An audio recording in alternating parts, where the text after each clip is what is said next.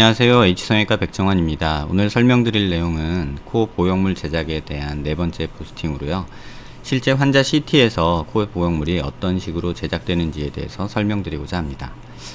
CT 이미지에서 이렇게 피부, 뼈, 에어웨이 이렇게 우리가 세 가지를 세그멘테이션, 분할이라는 과정을 통해서 이렇게 3차원적으로 만들 수가 있습니다.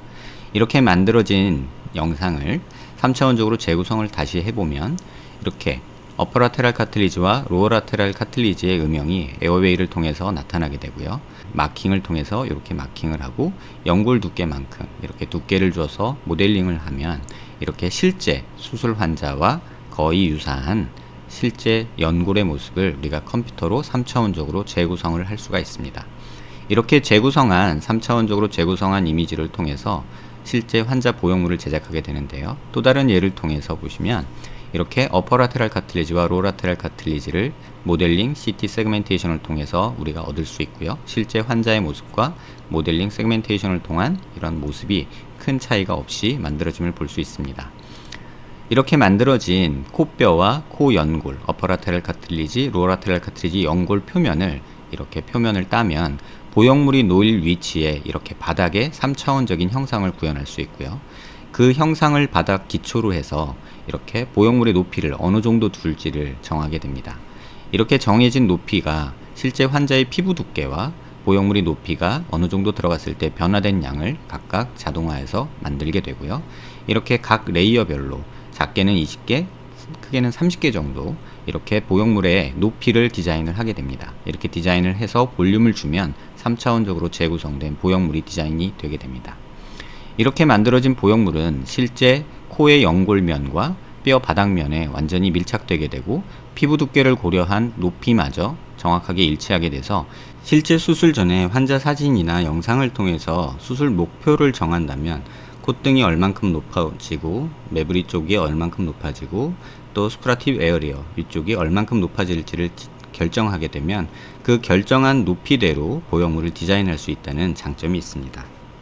또한 이런 코 연골면 바닥과 뼈 바닥면에서 보형물이 들뜨지 않음으로 인해서 이 면이 정확히 밀착돼서 보형물이 이탈하거나 또는 들뜸으로 인해서 생기는 피가 고인다던가 또는 구축이 발생한다던가 하는 염증이 발생한다던가 하는 그런 부작용을 최소화할 수 있는 이러한 환자 맞춤형 3차원 입체 보형물이 만들어질 수 있습니다. 현재 이와 같은 방법으로 3차원 환자 맞춤형 포 보형물에 대한 디자인과 제작 방법에 대해서 개발이 완료된 상태고요. 수술 중에 잠시 넣어보는 보형물, 임시 측정자로서 허가를 받아서 몇몇 환자를 통해서 임상 고도화를 진행하고 있는 중입니다.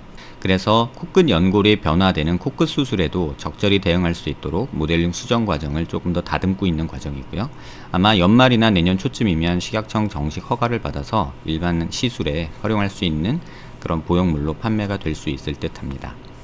이러한 과정들이 어떤 의미를 갖느냐, 많은 선생님들께서는 굳이 이렇게까지 해야 되느냐, 수술하면서 내가 깎는 게 훨씬 더 정확하고 빠르다 라고 말씀하실 수도 있습니다. 다만 코 수술을 많이 경험해보지 못한 선생님이나 또는 기존의 수술 방법에서 여러 부작용을 겪었던 그런 환자분들께는 적절한 해결책이 될 수 있고 부작용을 최소화할 수 있는 그런 방법이 아닐까 합니다.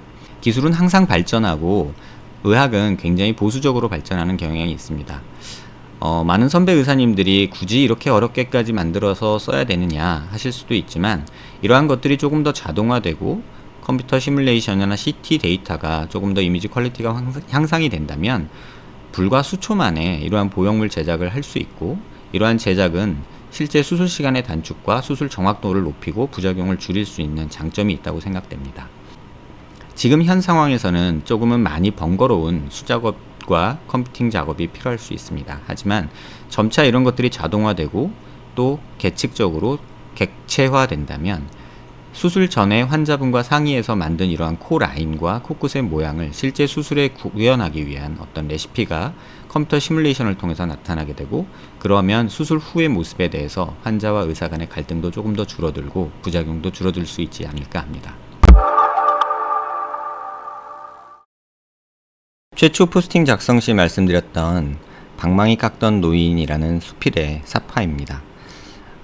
글 속에서 윤호영 작가님이 그리고자 하셨던 모습은 다소 세상하고 등지고 열심히 본인의 하던 일에 영혼과 혼을 담아서 이렇게 고집스럽게 방망이를 깎던 장인의 모습을 그렸던 수필로 기억이 됩니다. 이 수필이 제게 가져다 준 의미는 사실 어린 시절 레지던트 시절에 코 보형물을 깎을 때 느꼈던 점입니다. 성형수술이라는 것이 굉장히 장인이 하는 일 같다. 굉장히 경험이 많이 들어가고 정성이 들어가서 예쁘게 깎아야 코 보형물도 환자한테 굉장히 잘 맞고 아름다운 코 모양을 만들 수가 있구나. 이런 생각을 했던 적이 있습니다. 그런데 이걸 조금 더 처음 시작하는 의사 선생님이나 많은 선생님들이 시행착오를 겪지 않고 많은 오랜 경험을 가진 장인의 기술을 빨리 습득할 수는 없을까? 그런 고민이 시작되어서 생각해 본 내용을 10여 년이 지나고 이제 성형외과 의사가 돼서 이 3D 프린팅이라는 영역을 조금 공부하면서 그 가능성을 타진해 보았습니다. 과학기술이 주는 가장 큰 이점은 이러한 장인들의 경험을 축적할 수 있다는 것이고요. 그러한 축적된 경험들을 데이터화해서 저장할 수 있다는 것이고, 또 더 나아가 그 경험을 발전시킬 수 있다는 점이 아닐까 합니다. 또 그 발전된 경험을 현실 세계에서 구현하는 것도 가능해진 듯 합니다. 이러한 맥락에서 현재 우리에게 많이 회자되고 있는 3D 프린팅 또는 인공지능 이런 것들이 기술적으로 등장을 하게 됐고요. 지금 시점이 아마 이러한 장인의 모습, 고집스럽게 수작업으로 깎던 장인의 모습을 이제는 객체화하고 데이터화하고 분석하고 그 경험을 컴퓨터가 문명 기술이 습득하고 후세에게 전달할 수 있는 그러한 여건이 조금씩 만들어지고 있는 것은 아닌가 생각이 됩니다. 오랜 수술 경험을 가진 의사의 높은 경험치는 그 의사의 수명이 다할 때까지만 유효한 듯합니다.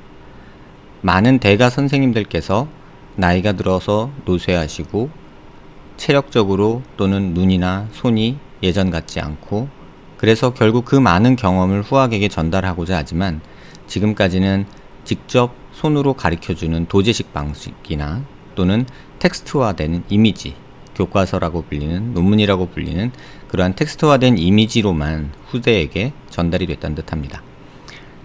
이러한 객체화된, 객관화된 경험이 인공지능이나 어떤 컴퓨팅 프로세스를 통해서 더 축적되고 더 발전되고 후대에 전달될 수 있다는 것이 지금 현 시점에서 우리가 가장 중요시 생각해야 될 부분이 아닌가 합니다.